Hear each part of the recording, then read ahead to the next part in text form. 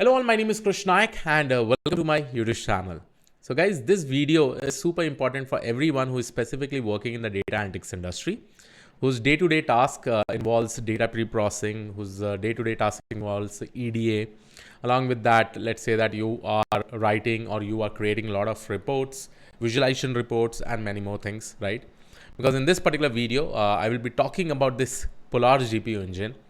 And if you don't know about Polaris, it is a popular single machine DataFrame library powered by an OLAP Query Engine.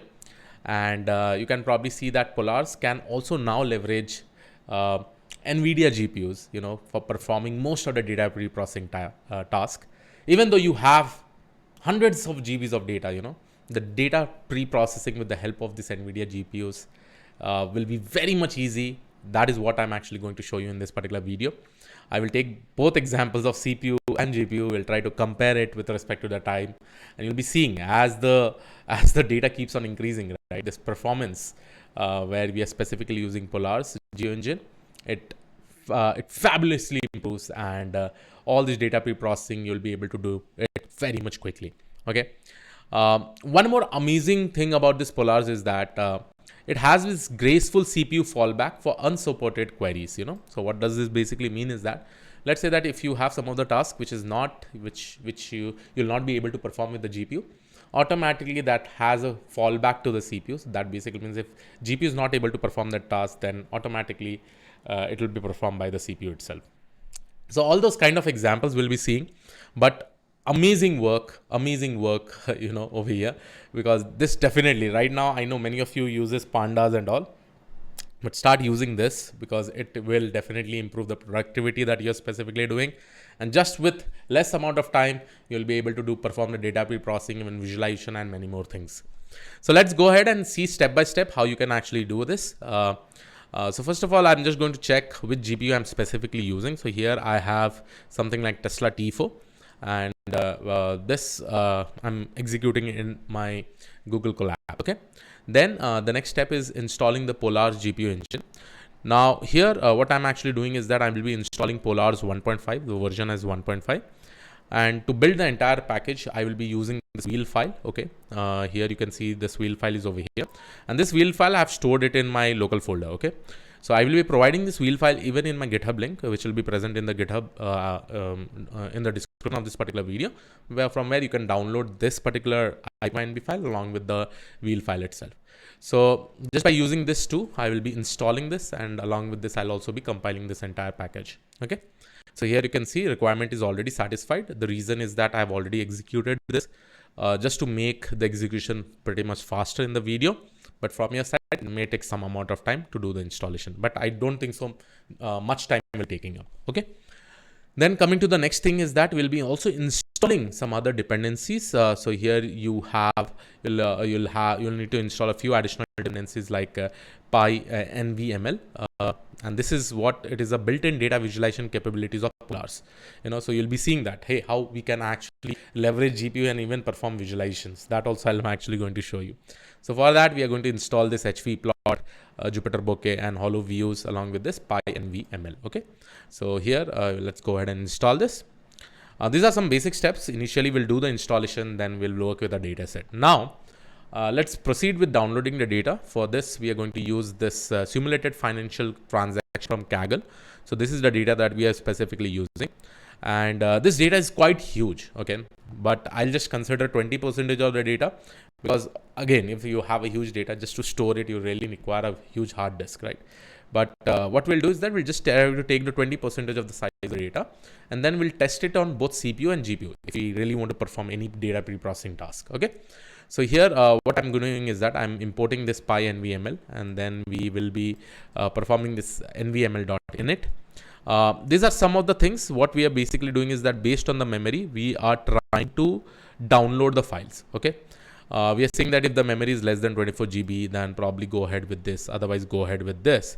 If you have a huge memory, then take the entire data. If you have less memory, just take the 20% of the data, from this particular API.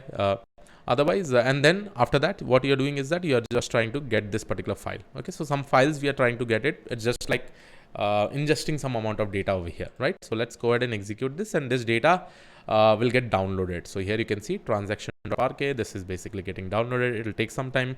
And then you should be able to see in your local folder in the Google Colab, right? So here all the file has been downloaded. So here you will be able to see this. Here you are seeing .csv.1, .csv.2, .csv.3. The reason is because I already have that particular file over here, right? So that is the reason it is just renaming it. It is just downloaded it once again. Okay. These are some data license and terms, but it's okay. We are using open source data set itself. Then with this data, now let's go ahead and get started. So here what we are basically going to do is that we will read this particular data, we'll perform some kind of data pre-processing. Now reading the data with the help of polars is a little bit different when compared to the pandas. So definitely you should know that. Anyhow, the entire GitHub link for the polars, right, which is kind of an open source over here, will be provided in the description of this particular video. Okay. So here you can see import polars as pl hpplot.ps. So we are going to use this hvplot as a plotting backend. Along with that, we will be using some testing tools also. So let's go ahead and execute this. This is my polar version 1.5.0, which we have actually downloaded. Now here you can see there is some Parquet file, right? So this Parquet file will try to read it. Okay. So here you can see pl.scan_Parquet. So it is just going to scan the Parquet file, and here we are going to get this transactions. Okay. So this transaction, when I just go ahead and write .collect schema, it's just going to give you the entire schema, like how we use pandas.info, right? So similarly like this, you'll be able to see. So there are fields like customer_ID, start_date, end_date, trans_ID, date, year, month, day, expiry type, amount, right? So all this information is basically there in our data set. Then in order to just see the top 5 records, you have to execute .head.collect. Like this is the functionality in polars, right? If you are using DataFrame, you just write .head, right? This is a huge data set, right? So just to pick up the first 5 records, here you will be able to see this. So in short, if I'm getting these 5 records, the overall fields that are present are somewhere around 10, right? So that is the shape that you're getting, 5,10. Okay. And here you can see amount information is there. Month, day, year, date, trans_ID, all this information are there. And these are my data types for this particular fields. Okay.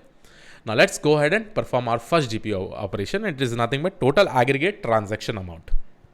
So here with polars, to calculate the total spending in all the transaction, we simply sum the amount column, right? So here we are just going to perform the sum amount. Okay. The sum of this specific amount that we are going to do it. Okay. So here I have used some timer. Okay. __ time. And I'm writing transaction.select. Okay. This is the function we are selecting. And then with the help of this polars.column, we pick up the column name and we are performing this aggregate function. Once we do this, in order to display it, we'll just use .collect. Okay. So once I execute this, this is basically happening. The execution is happening in the CPU. Okay. So here you can see overall, these are the timelines that I've got. Wall time is 1.1 seconds, 1.56 system time is, so the total time is 1.88 seconds. Okay. Now in order to execute this with the help of GPU, all you have to do is that inside this .collect, right, I will be using an engine.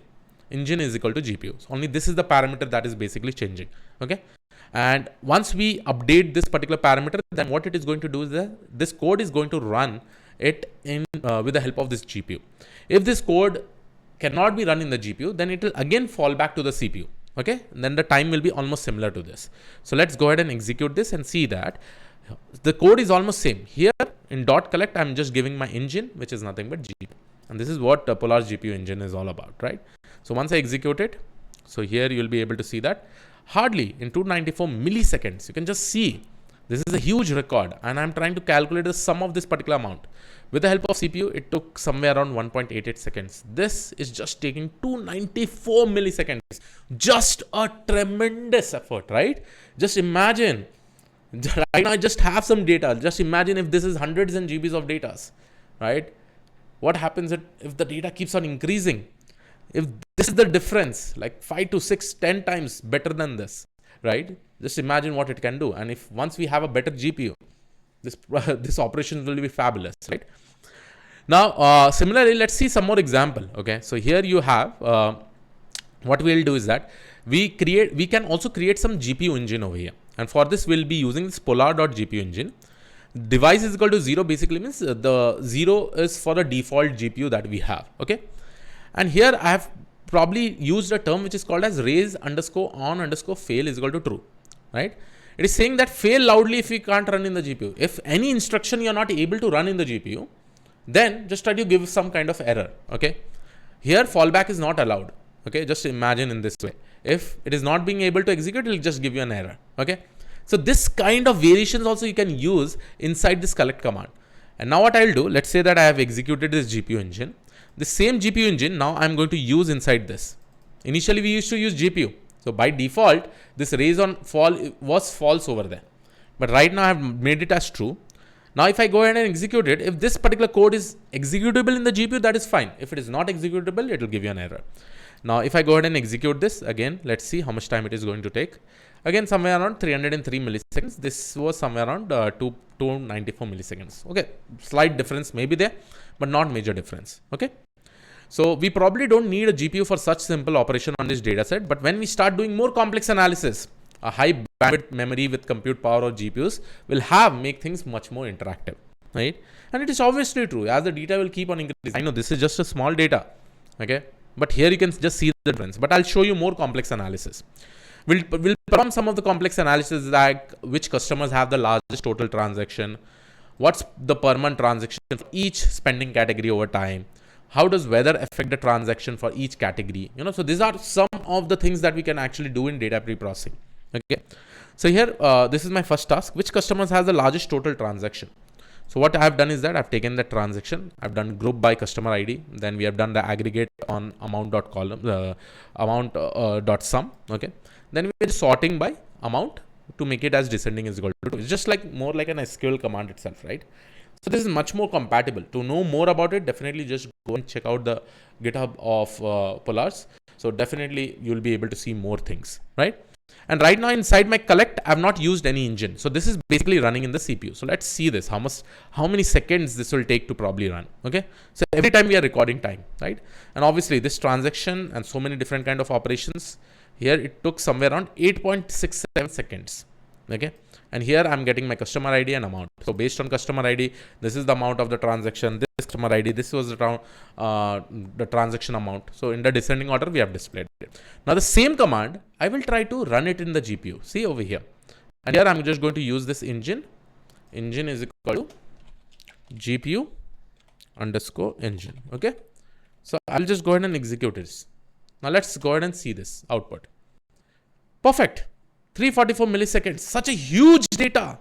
Again, see over here, 8 seconds. Here, 344 milliseconds. Now you can just understand, you can just imagine how powerful this is, right? And this is the best thing about GPUs, right? Why NVIDIA is doing so well? It is, right? It provides you GPUs, your compute. And it's quite amazing. So we'll see some more information over here. Okay. So let's see one more example. Okay. And one more thing over here is that you can see over here, in addition to DataFrame interface, Polars also have an SQL interface. Not only DataFrame interface, SQL interface also. And we can also use this with GPU engines, and Polars translates both DataFrame and SQL interface into a query execution plan. Okay. So here is one example. So I have a query, select customer ID, sum amount as sum from transaction group by so and so is there, order by sum underscore amount and limit 5. Just show the top 5 records. Now I'm trying to run this query. This is my command which will run in the CPU, pl.sql of query.collect. So I just need to write pl is nothing but polar.sql query.collect. And this below command is basically running it in the GPU. So in order to run in the GPU, I will just go ahead and use my GPU engine over here. Okay. Over here. So let's go ahead and execute this. So once we specifically execute it, so here you will be able to see that, CPU took somewhere around 7.53 seconds and here only 371 milliseconds, right? This is the most beautiful thing, guys. And I hope now you're just able to understand. And the best thing is that as the data keeps on increasing, the CPU is definitely going to take more and more time, but here there will only be a minimal increase. Okay. Then which customers have the highest, largest single transaction. So this is the command that we are specifically using. We are doing group by customer ID, then pl.column of this max of alias max mount, And then we are probably just going and executing this in the CPU, because in .collect, I've not used any engine. Okay. So this is going to take more time, I guess, more than 10-12 seconds. Okay, perfect. In 7.85 seconds, this has got executed. Now, similarly, if I want to do it with engine, I will go and write GPU_engine, because I also want to make sure that it happens, right? So hardly 390 milliseconds, right? Again, we can see a speed up of with the GPU engine, right? Similarly, investigate a specific customers. We will try to investigate someone, right, whose amount is maximum over here. Who is this customer ID? 1.83 seconds. But if I just go and see with GPU engines, 364 milliseconds, right? Now, guys, now what we are going to do is that we are just going to move one more step beyond our single data set, right? Till now, I've just worked on one single data set. What if I have multiple data sets, So here we'll show you one example, okay? And through this, you'll be able to understand. So let's say that I've created some column names like location, rainfall, date, year, month, and day. And I'm reading the data, which is called as rainfall underscore data underscore 2010 underscore 20. That basically means all the rainfall between 2010 to 2020, okay, with this particular columns. And then we are displaying it over here. So here, once we display it, this is my data that I'm able to get. So data is often messy. We have got dates in the CSV file, but they weren't parsed as the dates by the CSV due to formats. We can easily clean them by typecasting, and also here you can see that we are performing some kind of typecasting, and this typecasting will basically happen with the help of the CPU. Okay. So once this is done, now here you can see by using CPU, what I'm actually doing is that I'm also performing some joins. Okay, so join is also there. So here you can see transaction.join with my some data, then we are doing the group by, so many different kind of operations we are specifically doing over here. So let's execute this in the CPU. Okay. So once we specifically execute this in the CPU, I just want to show you the performance. This is now going to take a lot amount of time, because here we are performing .join with our weather underscore clean .lazy, which is this particular data. .lazy basically means during runtime it will run. Now see this, it just took 19.2 seconds. Okay. And the wall time was 15 seconds over here. If I try to run the same thing in GPU by using this GPU engine, now here you can see the support or the timelines for this. Hardly 554 milliseconds.